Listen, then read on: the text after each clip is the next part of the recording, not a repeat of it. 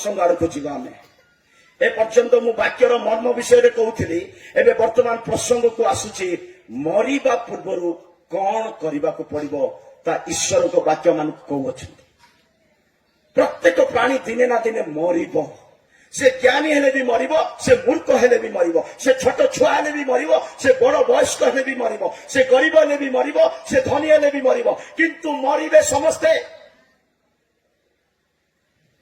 किंतु ईश्वर को वाक्य कहे मरिबा पूर्वरु किसी काम करबा पई बाइबल कहूची आज मु प्रसंग रु पॉइंट माने कहबा भितरे गोटे गोटे पॉइंट को ध्यान रे सुनंतु मरिबा पूर्व रे सब काम करिचो कि जदि करिनो आज वाक्य सुनिबा मात्रे समर्पण करी आज तू करबा पई आरंभ करंतु बहुत लोक जन्म नहीं पशु पक्षी मध्य जन्म नहीं बहुत लोक जन्म नहीं समाज रे बढ़ुचंती किंतु मरिबा परि समस्ते मरीगले समस्ते मरिबा परि आमे मरीगले क्रिश्चियन जीवन जीवन नुहे मरिबा पूर्व बाइबल डिमांड करुची किछि तो करी करी मरिबा को पड़े प्रेज द लॉर्ड समस्ते मरिबे किए भी तार वायु श्वास वायु को कंट्रोल करी रखिबार अधिकार काकु दिया जाय नै स्कूल रे कॉलेज रे बैंक रे कोड जदि चाकरी करूछ बोले गुटे दिन छुट्टी नहीं पारिबो प्रेज द लॉर्ड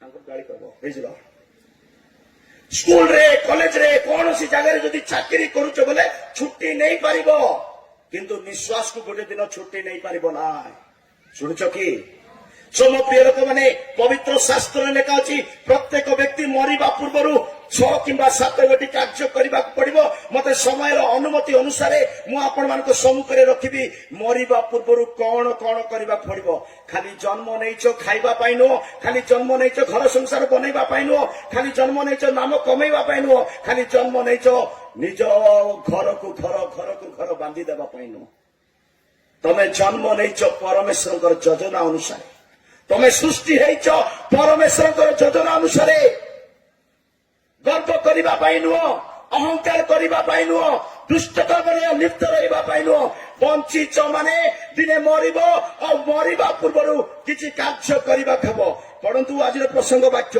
रोमियो 7:24 वाक्य को पढंतु रोमियो 7:24 पढंतु हां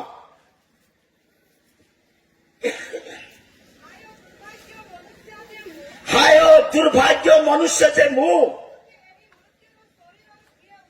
मते मृत्युर शरीर किए उद्धार करिबो माइक रेटिंग पढंतु हां हाय दुर्भाग्य मनुष्य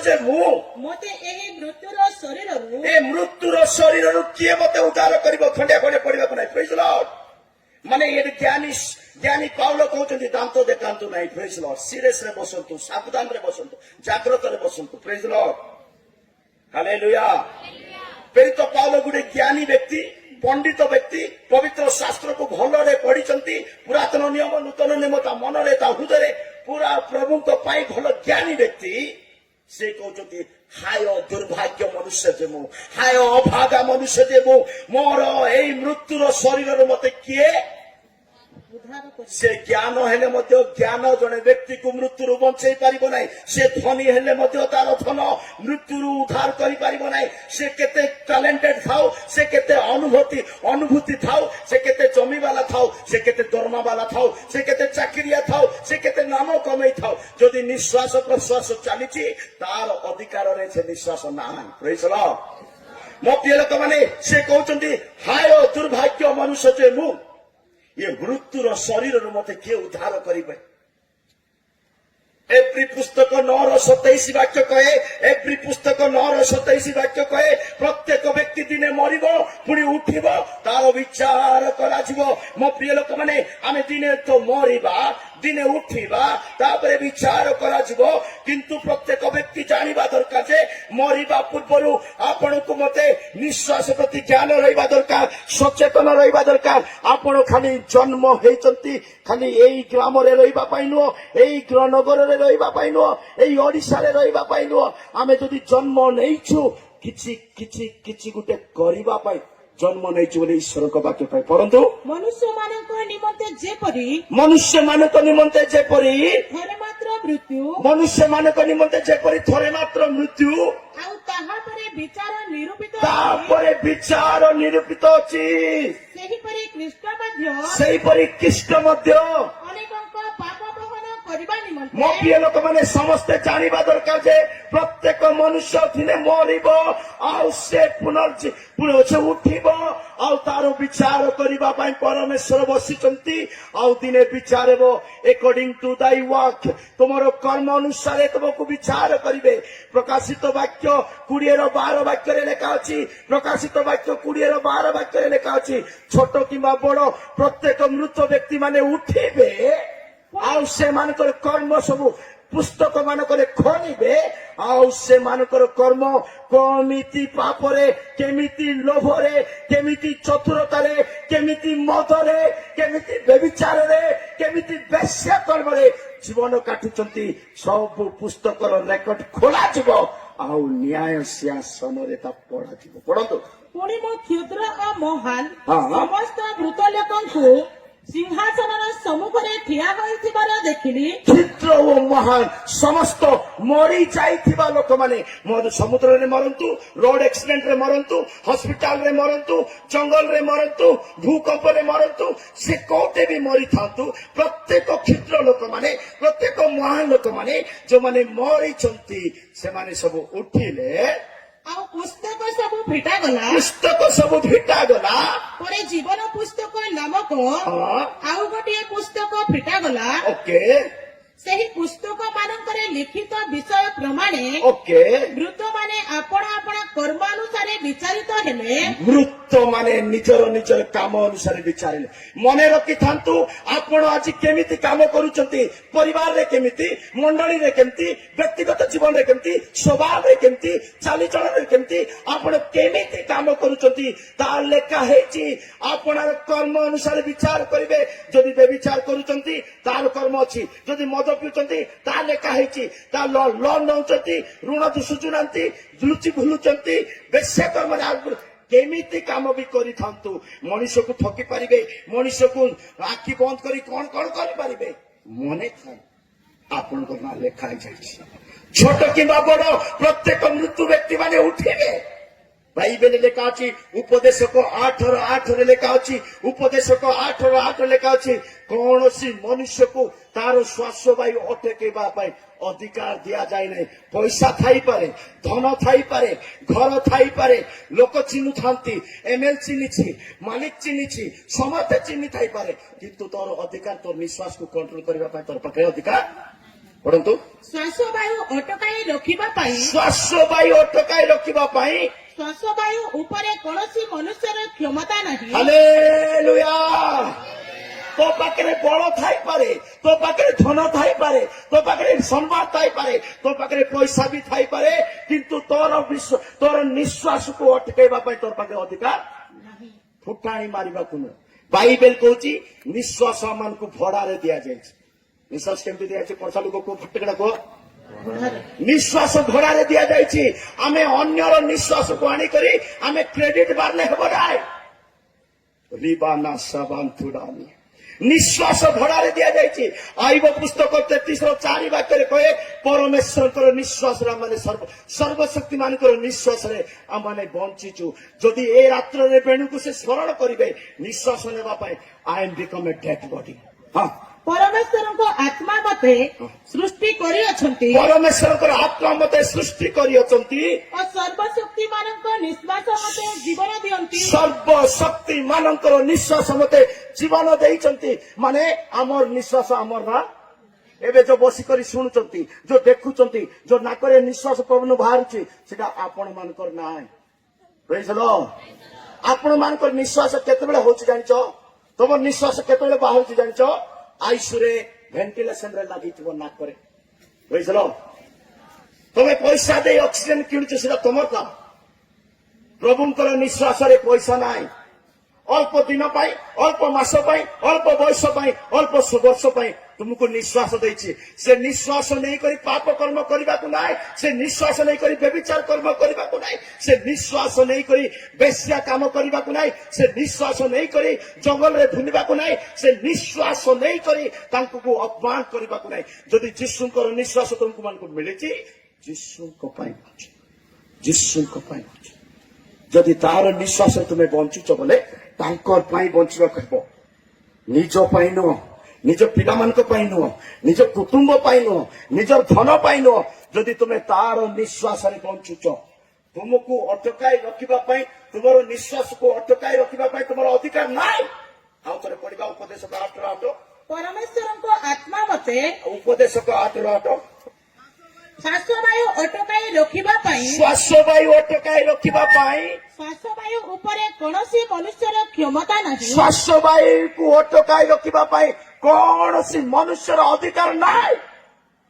କିଏ ବି ହେଇଥାଉ, ସେଟା ବ୍ୟାଙ୍କ ମ୍ୟାନେଜର ହେଇଥାଉ, ପ୍ରଧାନମନ୍ତ୍ରୀ ହେଇଥାଉ, ରାଷ୍ଟ୍ରପତି ହେଇଥାଉ, କଲେକ୍ଟର ହେଇଥାଉ, ଗରିବ ଭିକାରୀ ହେଇଥାଉ, କିଏ ବି ହେଇଥାଉ, ତାର ନିଶ୍ୱାସକୁ ସେ କଣ୍ଟ୍ରୋଲରେ ରଖିପାରିବ ନାହିଁ। ଆଜି ରାତ୍ରରେ ମଧ୍ୟ ଚାଲି ଯାଇପାରିବ, କାଲି ସକାଳେ ମଧ୍ୟ ଚାଲି ଯାଇପାରିବ। ମୋ ପ୍ରିୟ ଲୋକମାନେ, ମୁଁ ସମସ୍ତଙ୍କୁ କହିଦେବା ପାଇଁ ଚାହୁଁଛି, ଆପଣଙ୍କର ନିଶ୍ୱାସ ଆପଣଙ୍କର ଆୟତରେ ନାହିଁ। କର୍ମ କେମିତି କରୁଛନ୍ତି ନିରୀକ୍ଷଣ କରନ୍ତୁ, ବିକଜ ସବୁ କର୍ମ ରେକର୍ଡ କରାଯାଉଛି। ପ୍ରେଜ୍ ଦ ଲର୍ଡ। ଆମମାନଙ୍କୁ ନିଶ୍ୱାସ ଭଡାରେ ଦିଆଯାଇଛି, ଆମମାନଙ୍କୁ ନିଶ୍ୱାସ ଭଡାରେ ଦିଆଯାଇଛି। ଯିଏ ଭଡା ଦେଇଛି ତା ପାଇଁ ବଞ୍ଚନ୍ତୁ, ତା ପାଇଁ ବଞ୍ଚନ୍ତୁ, ତାରି କର୍ମ କରନ୍ତୁ, ତାଙ୍କର ନାମ ଗୁଣ କୀର୍ତ୍ତନ କରନ୍ତୁ। କାରଣ ସେ ନିଶ୍ୱାସ ଭଡାରେ ଦେଇଛନ୍ତି। ଏ ଭଡା 40 ବର୍ଷ ହେଇପାରେ, ଏ ଭଡା 50 ବର୍ଷ ହେଇପାରେ, ଏ ଭଡା ଆଜି ରାତ୍ରିର ଶେଷ ଦିନ ହେଇପାରେ। ପ୍ରେଜ୍ ଦ ଲର୍ଡ। ଯିଏ ନିଶ୍ୱାସ ଦେଇଛି ତା ପ୍ରତି ତୁମେ ଅପମାନ କାର୍ଯ୍ୟ କରୁଛ, ମୃତ୍ୟୁ ପୂର୍ବରୁ ସଜାଡ଼ିବାକୁ ହେବ। ଆଜି ଯଦି ମରିନାହାନ୍ତି ଆପଣ, ତାଙ୍କର ଅନୁଗ୍ରହରେ ସଜାଇ ହେବା ପାଇଁ, ସମର୍ପିତ ହେବା ପାଇଁ, ତାଙ୍କ ପରି ବଞ୍ଚିବା ପାଇଁ।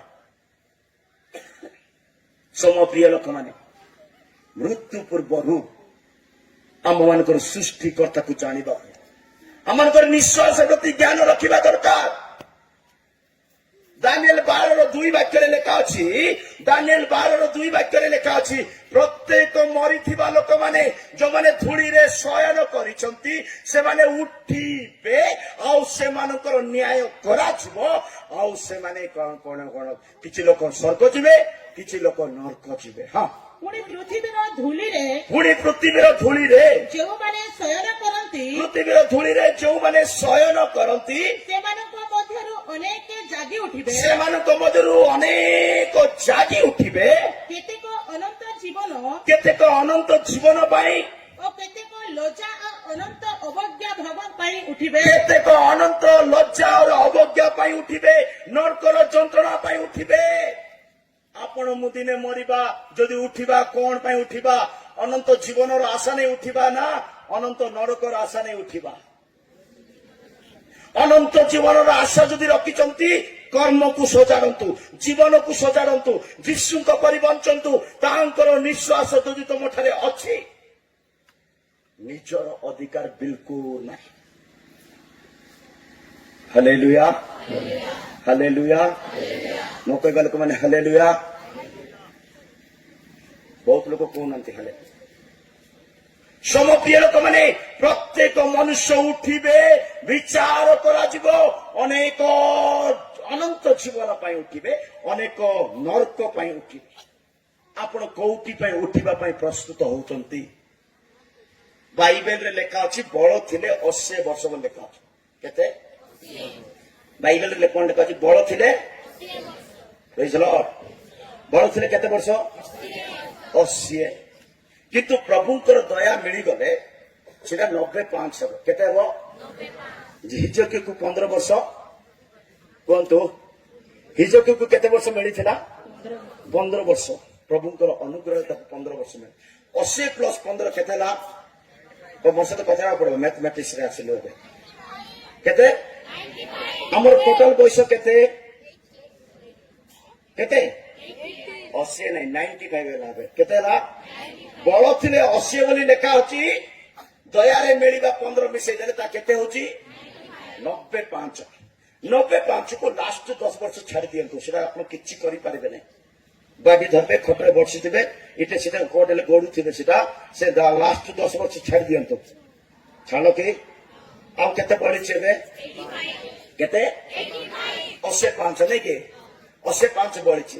85 ରୁ ଏବେ ଯେତିକି ବୟସ ତୁମର ହେଇଗଲା, ଏବେ ଯେତିକି ବାର୍ଥଡେ ବନେଇଦେଲ ଯୋଉଟା ଯୋଉଟା ବୟସ ଚାଲିଗଲା ସେଟା ମାଇନସ କରନ୍ତୁ 50 କି 60 କି 70 କି 30 କି କେତେ ହେଇଗଲା ନା ସେଟାକୁ ଆଣିପାରିବ କି ଯୋଉଟା ଗଲା ଆଣିପାରିବ କି ତାକୁ ମାଇନସ କରନ୍ତୁ ଓକେ ମାଇନସ କରନ୍ତୁ ଏବେ 85 ରୁ ଗୋଟେ ନମ୍ବର ମାଇନସ ହେଇଗଲା ବଡ ନମ୍ବର ଆଗ ମାଇନସ ହେଇଛି କାହିଁକି ଦେଖିବା ପାଇଁ ସମସ୍ତେ ବୁଢା ପରି ଲାଗୁଛ ପ୍ରେଜ ଲର୍ଡ ହାଲେଲୁୟା ଗୋଟେ ବଡ ନମ୍ବର ମାଇନସ ଆଉ ବଳିଲା କେତେ କେତେ ଗୋଟେ ମୋଟା ରାଖ ଅଛି ସେଟା କେତେ ଏ ମୋଟାରେ ଥିବା ବୟସ ନାଇଁ କି ହାର୍ଟ ଆଟାକ ନ ହବାର ଅଛି କ୍ୟାନ୍ସର ନ ହବାର ଅଛି ସୁଗାର ନ ହବାର ଅଛି ଆକ୍ସିଡେଣ୍ଟ ନ ହବାର ଅଛି ବୁଝିଲ କିଛି ରୋଗ ନ ହେଲେ ଏ ହାତରେ ଥିବା ବୟସ ବଞ୍ଚି ପାରବ ଶୁଣୁଛ ଯଦି ହାର୍ଟ ଆଟାକ ଆସିଲା ଯଦି ସୁଗାର ଆସିଲା ଯଦି ରୋଡ ଆକ୍ସିଡେଣ୍ଟ ହେଇଗଲା ସେଟା ଆଉ କିଛି କରିହେବ ନାହିଁ ସେଟା ଆଉ କିଛି କରିହେବ ନାହିଁ ଯଦି ଅଳ୍ପ ବୟସ ଅଛି ଆପଣଙ୍କ ହାତରେ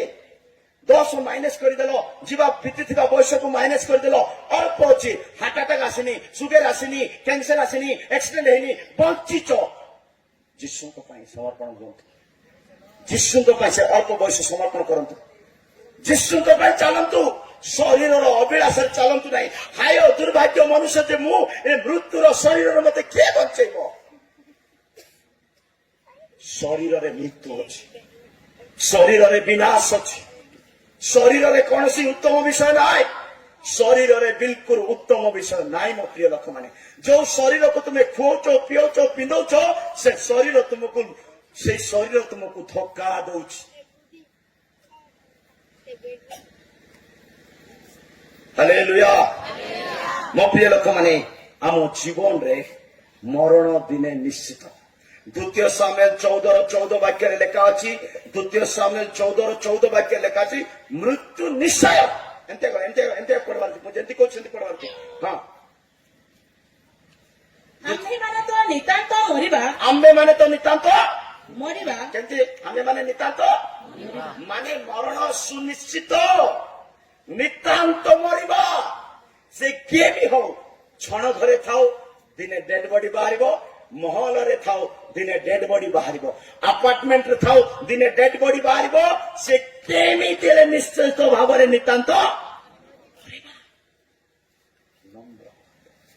ଦୀନ ହୁଅନ୍ତୁ ଦେଖି ହୁଅନ୍ତୁ ନାହିଁ ଫୁଟାଣି ହୁଅନ୍ତୁ ନାହିଁ ପାପ କରନ୍ତୁ ନାହିଁ ଜଣେ ବ୍ୟକ୍ତି କେତେବେଳେ ମରୁଛି 3ଟା ବାକ୍ୟ କହିବି ଜଣେ ବ୍ୟକ୍ତି କେତେବେଳେ ପ୍ରେଜ୍ ଦ ଲର୍ଡ ଜଣେ ବ୍ୟକ୍ତି ମରୁଛି ପାପ କରିବା ସକାଶୁ ମରୁଛି କଣ କରିବା ସକାଶୁ ରୋମିଓ 5:12 ବାକ୍ୟ ଯଦି ପଢିବା ରୋମିଓ 5:12 ବାକ୍ୟରେ ଲେଖା ଅଛି ଜଣେ ବ୍ୟକ୍ତି ମରିବାର କାରଣ ସେଟା ଲେଖା ଅଛି ହଁ ଅତଏବ ଯେପରି ଜଣେ ଲୋକ ଦ୍ୱାରା ଅତଏବ ଜଣେ ଲୋକ ଦ୍ୱାରା ପାପ ଓ ପାପ ଦ୍ୱାରା ମୃତ୍ୟୁ ଜଣେ ଲୋକ ଦ୍ୱାରା ପାପ ଆସିଲା ଆଉ ପାପ ଦ୍ୱାରା ମୃତ୍ୟୁ ଆସିଲା ମୃତ୍ୟୁ କେମିତି ଆସୁଛି କୁହନ୍ତୁ ପାଟି ଫୁଟାନ୍ତୁ ବେଶୀ ଧାର୍ମିକ ଲୋକ ପରି ବସିଥାନ୍ତୁ ନାହିଁ ବେଶୀ ପବିତ୍ର ଲୋକ ପରି ବସିଥାନ୍ତୁ ନାହିଁ ମଣିଷ ମରୁଛି ବୋଲେ ପାପ ଦ୍ୱାରା ମରୁଛି କୋଉ ଦ୍ୱାରା ମରୁଛି ପାପ ଜଣେ ବ୍ୟକ୍ତିକୁ ମାରିଦେବ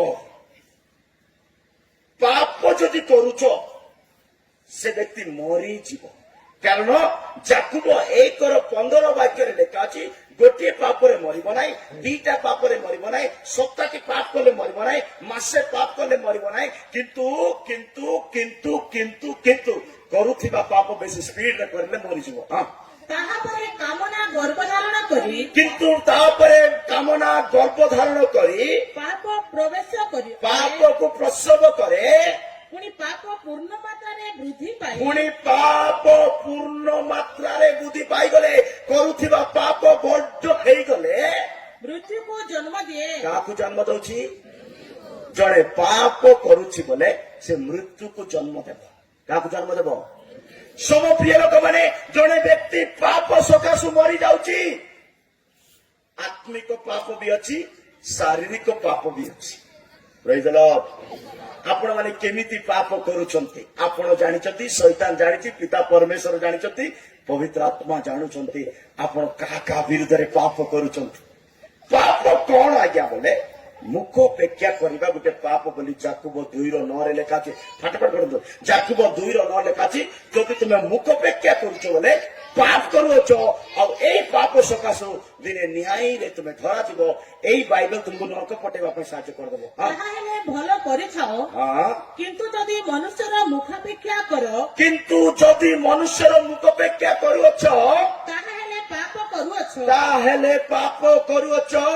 ପୁଣି ସେହି ବ୍ୟବସ୍ଥା ଦ୍ୱାରା ଆଉ ଏଇ ବାଇବେଲର ବାକ୍ୟ ବ୍ୟବସ୍ଥା ଦ୍ୱାରା ଦୋଷୀ ବୋଲି ପ୍ରମାଣିତ ତୁମେ ଦୋଷୀ ବୋଲି ପ୍ରମାଣ ହେବ। ମୁଖପେକ୍ଷା କରୁଛ, ଲୋକ ଦେଖି ନମସ୍କାର କରୁଛ, ଲୋକ ଦେଖି ଚେୟ ଦଉଛ, ଲୋକ ଦେଖି ସମ୍ମାନ ଦଉଛ ବୋଲେ ତୁମେ ମୁଖପେକ୍ଷା କରୁଛ, ତା ପାପ ଅଟେ। ଆଉ ଏମିତି ପାପ କରିବା ଲୋକମାନେ ଦୋଷୀ ପ୍ରମାଣ ହେବେ। ସମପ୍ରିୟ ଲୋକମାନେ, ପାପ ଜଣେ ବ୍ୟକ୍ତିକୁ ମାରିଦିଏ। ରୋମିଓ ପୁସ୍ତକ 5:17-19-11-21 ବାକ୍ୟରେ, ରୋମିଓ 5:17-19-21 ଲେଖା ଅଛି, ପାପ ଅବାଧ୍ୟ ସକାଶୁ ଆସିଲା, ମୃତ୍ୟୁ କଥା ନ ମାନିବା ସକାଶୁ ଆସିଲା। ଯେଉଁ ଯଦି ଜଣଙ୍କର ଅପରାଧରେ ସେହି ଜଣକ ଦ୍ୱାରା ମୃତ୍ୟୁ ରାଜତ୍ୱ କଲା, ଜଣେ ଲୋକର ଅବାଧ୍ୟ ସକାଶୁ, ବାପା କହୁଛି ଶୁଣୁନ, ମା କହୁଛି ଶୁଣୁନାହାନ୍ତି, ବାଳକ କହୁଛି ଶୁଣୁନାହାନ୍ତି, ପବିତ୍ର ଆତ୍ମା କହୁଛି ଶୁଣୁନାହାନ୍ତି, ବାକ୍ୟ କହୁଛି ଶୁଣୁନାହାନ୍ତି, ଅବାଧ୍ୟର ଆତ୍ମା ଧରିଛି। ଅବାଧ୍ୟ ସକାଶୁ ମୃତ୍ୟୁ ଆସିଲା। ଏବେ ଯେଉଁମାନେ ଅନୁଗ୍ରହ ଓ ଧାର୍ମିକତା ଦାନର ପ୍ରଚୁରତା ପ୍ରାପ୍ତ ହୁଅନ୍ତି, ସେମାନେ ଏକ ବ୍ୟକ୍ତି ଅର୍ଥାତ୍ ଯୀଶୁ ଖ୍ରୀଷ୍ଟଙ୍କ ଦ୍ୱାରା ଆହୁରି ଅଧିକ ରୂପେ 19 ବାକ୍ୟ ଡାଇରେକ୍ଟ ପଢନ୍ତୁ, ଚଞ୍ଚଳରେ ପଢନ୍ତୁ, ଏକ୍ଟିଭରେ ପଢନ୍ତୁ। କାରଣ ଯେପରି ଜଣକର ଅନାଜ୍ଞାବହତା ଦ୍ୱାରା କାରଣ ଜଣଙ୍କର ଅନାର୍ଯ୍ୟବତା ଦ୍ୱାରା, କଥା ନ ମାନିବା ଦ୍ୱାରା ଅନେକ ପାପୀ ହେଲେ, ଅନେକ ପାପୀ ହେଲେ। ପାପୀ କେତେବେଳେ ହେଇଯାଉଛୁ? କଥା ମାନିବାର ଅଭ୍ୟାସ ନଥିଲେ ଜଣେ ବ୍ୟକ୍ତି ପାପ ହେବ, ପାପୀ କରିବ, ପାପ କରୁଛି। ମା ରେ ଯା ନା, ବାବୁ ରେ ଯା ନା, ସେଟା କରେ ନା, ସେମିତି ଚାଲ ନା। ପ୍ରେଜ୍ ଦ ଲର୍ଡ। ଜଣେ ଭାଇକୁ କୁହାଉଛି, ବାବୁ ଏ ୱାଇର ରେ କରେଣ୍ଟ ଅଛି ରେ, ଏ ୱାଇର କୁ ଛୁନା ବୋଲୁଛି। କଣ କହୁଛି? ଏ ୱାଇର ରେ କଣ ଅଛି? ଲାଇଟ୍ ଅଛି, କରେଣ୍ଟ ଅଛି, ସର୍ଟ ମାରିବ, ଛୁନା ଛୁନା ଛୁନା। ସେ କଣ କହୁଛି? ନାଇଁ ଆଜ୍ଞା, ଲାଇଟ୍ ବିଲ୍ ମୁଇଁ ଏକା ବାନ୍ଧୁଛି କହୁଛି। ଲାଇଟ୍ ବିଲ୍ ଭାଇରେ ବାବୁ ତୁ ଲାଇଟ୍ ବିଲ୍ ବାନ୍ଧୁଛୁ ଯେ ୱାଇଟ୍ ଛୁଇଁବୁ କି? ଟିକେ ଛୁଇଁ କରି ଦେଖେ ଲାଇଟ୍ ବିଲ୍ ବାନ୍ଧୁଛୁ ବୋଲି ତତେ କି ସର୍ଟ ମାରବ ନାଇଁ କି? ଗାତ ଖୋଳିବାର ଆରମ୍ଭ କରିଦେବେ। ପ୍ରେଜ୍ ଦ ଲର୍ଡ। ସମପ୍ରିୟ ଲୋକମାନେ, ଅନେକ ଲୋକମାନେ ଅବାଧ୍ୟ ସକାଶୁ ପାପ କରୁଛନ୍ତି। ଏଇ ପାପ ତାକୁ ମାରି ଦଉଛି, ଆତ୍ମିକକୁ ମାରି ଦଉଛି। ଆଦମ ହବା ଶରୀରରେ ମରି ନଥିଲେ, ଏଦନରେ ଥିଲେ, ମହିମାରେ ଥିଲେ, ଈଶ୍ୱରଙ୍କ ସହିତ ଥିଲେ, କିନ୍ତୁ କଥା ମାନିବାଟା ଯୋଉଦିନ ଛାଡିଦେଲେ, ସର୍ପର କଥା ଶୁଣିଲେ, ଶୈତାନର କଥା ଶୁଣିଲେ, ସେଦିନ ଏଦନରେ ଥାଇ ମଧ୍ୟ ମରି ଯାଇଛନ୍ତି। ଘର ଭିତରେ ଥିବ, ଚର୍ଚ୍ଚରେ ଥିବ, ପ୍ରାର୍ଥନା କଲା ଭଳିଆ ଲାଗୁଥିବ, ଗୀର୍ଜା ଗଲା ଭଳିଆ ଲାଗୁଥିବ, ବାଇବେଲ ପଢିଲା ଭଳିଆ ଲାଗୁଥିବ, ଉପାସ ନେଲା ଭଳିଆ ଲାଗୁଥିବ, କିନ୍ତୁ ଶରୀର ଗୋଟେ ଗୋଟେ ବିକି ଦଉଛ ନାଇଁ କି? ମରି ଯାଇଛ। କଥା ମାନୁନ ନାଇଁ କି? ମରି ଯାଇଛ। ମଦକୁ ସମର୍ପଣ କରିଦଉଛ, ବିଡି ଧରି ଭୁଲୁଛ, ଗୁଡାକୁ ଧରି ଭୁଲୁଛ, ଖୈନି ଘଷୁଛ, ଗୁଟକା ଘଷୁଛ, ମାନେ ମରି ଯାଇଛ। ବଞ୍ଚିଛ? ପ୍ରେଜ୍ ଦ ଲର୍ଡ। ହାଲେଲୁୟା। ମରଣ ପାପ ସକାଶୁ ହୃଦୟରେ ଆସିଛି। ଆହୁରି ମରଣ ଆସିବା ରାସ୍ତା ପୁଣି ଝରକା, ଝରକା ଦେଇ ମୃତ୍ୟୁ ଆସେ ବୋଲି ଲେଖା ଅଛି। କୋଉ ଦେଇ ମୃତ୍ୟୁ ଆସେ?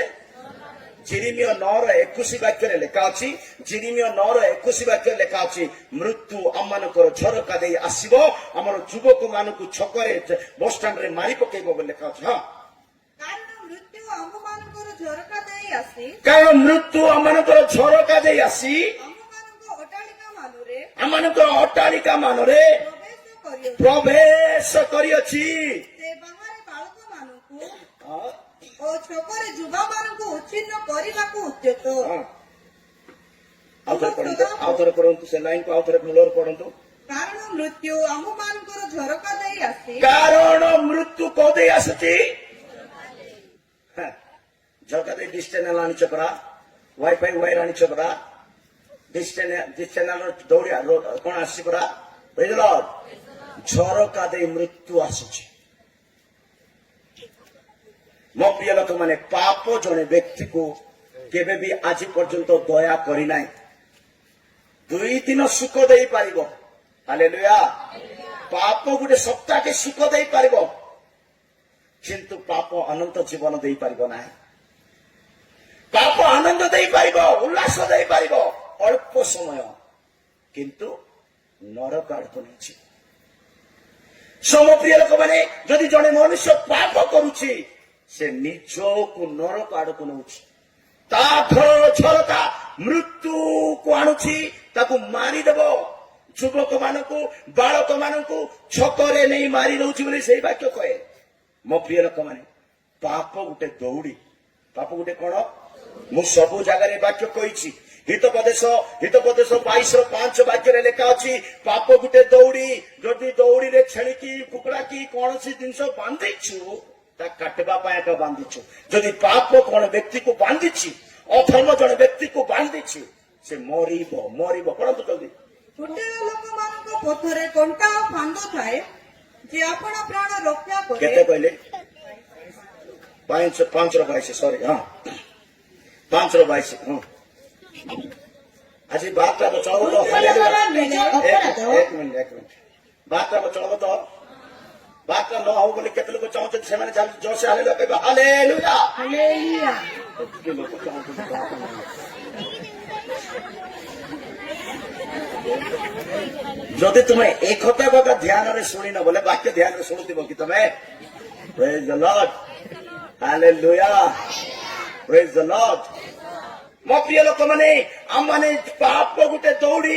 ଜଣେ ବ୍ୟକ୍ତିକୁ ଯଦି ଦୌଡ଼ିରେ ବନ୍ଧା ଯାଇଛି ବୋଲେ ତାକୁ ମାରିବା ପାଇଁ ବନ୍ଧା ଯାଇଛି। ପଢନ୍ତୁ ଏବେ। ଦୁଷ୍ଟ ଲୋକର ନିଜ ଅପରାଧ ଦୁଷ୍ଟ ଲୋକର ନିଜର ଅପରାଧ ତାହାକୁ ଧରିବ, ତାକୁ ଧରିବ। ସେ ନିଜ ପାପ ରୂପ ଦୌଡ଼ିରେ ବନ୍ଧା ନେବ। କି ରୂପ ଦୌଡ଼ିରେ ବନ୍ଧା ହବ? ନିଜର ପାପ ତାକୁ ଦୌଡ଼ି କରି ବାନ୍ଧିଦେବ। ସାମସନ୍ କଞ୍ଚା ଦୌଡ଼ିରେ ବନ୍ଧା ଯାଇଥିଲା। ପାଙ୍ଗିଆ ସିମନ ଅଧର୍ମ ଦୌଡ଼ିରେ ବନ୍ଧା ଯାଇଥିଲା। ପ୍ରେରିତ ପୁସ୍ତକ 8:23 ବାକ୍ୟରେ ସିମନ ପାଙ୍ଗିଆ ତାର ଅଧର୍ମ ରୂପ ଦୌଡ଼ିରେ ବନ୍ଧା ଯାଇଥିଲା। ସଲୋମନ ବିଚାରକର୍ତ୍ତା 16 ସାମସନ୍ ସେ ତାର କଞ୍ଚା ଦୌଡ଼ିରେ ବନ୍ଧା ହେଇଯାଇଥିଲା। ଆପଣ ମାନେ କୋଉ ଦୌଡ଼ିରେ ବାନ୍ଧି ହେଇଛନ୍ତି? ନିଜକୁ ଟିକେ ନିରୀକ୍ଷଣ କରନ୍ତୁ। ପାପ ଦୌଡ଼ି ବାନ୍ଧିଛି କି? ଅଭିଳାଷ ବାନ୍ଧିଛି କି? ବ୍ୟଭିଚାର ବାନ୍ଧିଛି କି? ସାଂସାରିକ ଚିନ୍ତା ବାନ୍ଧିଛି କି? କଣ ବାନ୍ଧିଛି? ଫିଟେଇ ହୁଅନ୍ତୁ। କାରଣ ଜଣେ ବ୍ୟକ୍ତିକୁ କେବେ ପାପ କଣ କରିବ ନାହିଁ? ଦୟା କରିବ ନାହିଁ। ଜିସାୟ 24:20 ବାକ୍ୟରେ ଲେଖା ଅଛି, ଜିସାୟ 24:20 ବାକ୍ୟରେ ଲେଖା ଅଛି, ଜଣେ ବ୍ୟକ୍ତିକୁ ପାପ ଦବାଇ କରି ରଖିବ, ଚାପି କରି ରଖିବ, ଉଠିବି ବୋଲେ ଉଠିବାକୁ ଦେବେ ନାହିଁ। କୌଣସି ବ୍ୟକ୍ତି ପାପର ଅଭ୍ୟାସରେ ବଢୁଛ, ମଦ ଛାଡି ପାରିବ ନାହିଁ, ଗୁଟକା ଛାଡି ପାରିବ ନାହିଁ, ବେଶୀ କାମ ଛାଡି ପାରିବ ନାହିଁ, ଲୁଚି ଭୁଲି କରି ପଇସା ଦେଇ ମ୍ୟାନେଜ କରିବାଟା ଛାଡି ପାରିବ ନାହିଁ। ସେଟା ଗୋଟେ ବିଷାକ୍ତ, ସେଟା ଗୋଟେ ମାରାତ୍ମକ ଆତ୍ମା। ହଁ, ପୃଥିବୀ ମତଲୋକ ପରି ଟଳଟଳ ହେବ, ପୃଥିବୀ ମତଲୋକ ପରି ଟଳ ହେବ। ଓ କୁଡ଼ିଆ ଘର ପରି ହଁ ଏଣେ ତେଣେ ଦହଳିବ। ହଁ ଆଉ ତାହାର ଅପରାଧ ଆଉ ତାର ଚାଲାକି, ତାର ଅଧର୍ମ, ତାର ଗୁପ୍ତ ପାପ, ତାର ଅନ୍ୟାୟ କର୍ମ, ତାର ଅପରାଧ ତା ଉପରେ ଭାରି ହେବ, ଭାରି ହେବ। ମାନେ ପାପ ଅଧର୍ମ ତା ଉପରେ ଭାରି ହେବ। ତହିଁରେ ସେ ପଡ଼ିବ, ତହିଁରେ ସେ ପଡିଯିବ।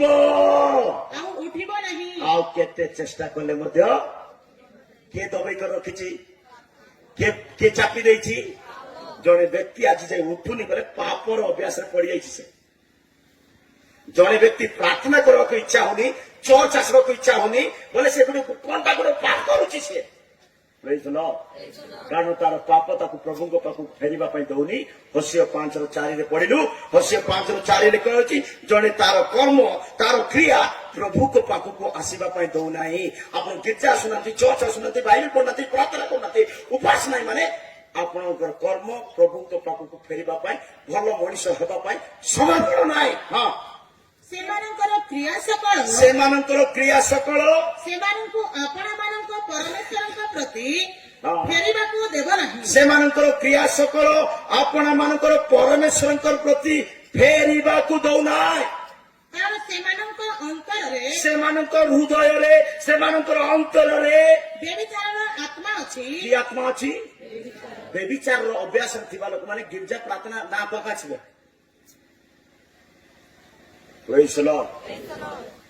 କେତେ ଲୋକର ବ୍ୟଭିଚାର ଶରୀରରେ ନାହିଁ, ଆଖିରେ ଅଛି ବୋଲି ଲେଖା ଅଛି। କୋଉଠି ଅଛି? ଦ୍ୱିତୀୟ ପିତର 2:14 ବାକ୍ୟରେ ଲେଖା ଅଛି। ଦ୍ୱିତୀୟ ପିତର 2:14 ବାକ୍ୟରେ ଲେଖା ଅଛି, ସେମାନଙ୍କର ଚକ୍ଷୁ ବ୍ୟଭିଚାରରେ ପରିପୂର୍ଣ୍ଣ। ସେମାନେ ଏମିତି ଦେଖିବେ, ଭୟଙ୍କର ଦେଖିବେ, ଦେଖି କରି ପକେଇ କରି ଅଭିଳାଷରେ ଆସକ୍ତ ହେଇଯିବେ। ସେମାନେ ସନ୍ତାପର ପାତ୍ର ବୋଲି ଈଶ୍ୱରଙ୍କ ବାକ୍ୟ କହେ। ସେମାନଙ୍କର ଚକ୍ଷୁ ବେବିଚାରରେ ପରିପୂର୍ଣ୍ଣ ହୋଇ ସେମାନଙ୍କର ଚକ୍ଷୁ କୋଉଟେ ପରିପୂର୍ଣ୍ଣ? ବେବିଚାର କେତେବେଳେ ବି ଦେଖୁଛି କେମିତିଟା ଦେଖୁଛି ଘଣ୍ଟେ ହେଇଯାଉ 2ଟା ହେଇଯାଉ ଡାଟା ସରିଯାଉ ରିଚାର୍ଜ କରି ଦେଖୁଥିବି। ସେମାନଙ୍କର ଚକ୍ଷୁ ବେବିଚାରରେ ପରିପୂର୍ଣ୍ଣ ପରିପୂର୍ଣ୍ଣ ହୋଇ ଆହା। ପାପରୁ କ୍ଷୟଙ୍କ ହୁଏ ପାପ ନାହିଁ। କରିବାକୁ ହାଲିଆ ହୁଅନ୍ତି ନାହିଁ। ସେମାନେ ଚଞ୍ଚଳମତି ସେମାନେ ଲୋକମାନଙ୍କୁ ସେମାନେ ଚଞ୍ଚଳମତି ଲୋକମାନଙ୍କୁ, ସେମାନେ ଇଆଡେ ସିଆଡେ ଭୁଲବା ଲୋକମାନଙ୍କୁ ପ୍ରଲୋଭିତ କରନ୍ତି। ପଲ୍ଲବିତ ମାନେ ପ୍ରଲୋଭନ କରନ୍ତି। ସେମାନଙ୍କର ହୃଦୟ ହଁ, ଧନ ଲୋଭରେ ଅଭ୍ୟସ୍ତ। ଓକେ। ସେମାନେ ଅଭିଶାପର ସନ୍ତାନ। କେମିତି ସନ୍ତାନ? ଅଭିଶାପର ସନ୍ତାନ, ଆଶୀର୍ବାଦର ସନ୍ତାନ ନାହିଁ। ଅଭିଶାପିତ ଲୋକମାନେ ଯଦି ମନ ପରିବର୍ତ୍ତନ କରି ଯୀଶୁଙ୍କ ପାଖକୁ ଆସିବେ ନାହିଁ ବୋଲେ ଅଭିଶାପ ନରକ ନେଇଯିବ, ଅଗ୍ନି କୁଣ୍ଡରେ ପକେଇଦେବ। ସମ ପ୍ରିୟ ଲୋକମାନେ, ଜଣେ ବ୍ୟକ୍ତିକୁ ପାପ ମାରି ଦଉଛି, ତାର କର୍ମ ମାରି ଦଉଛି, ତାର ଦୁଷ୍ଟ ଚରିତ୍ର ମାରି ଦଉଛି।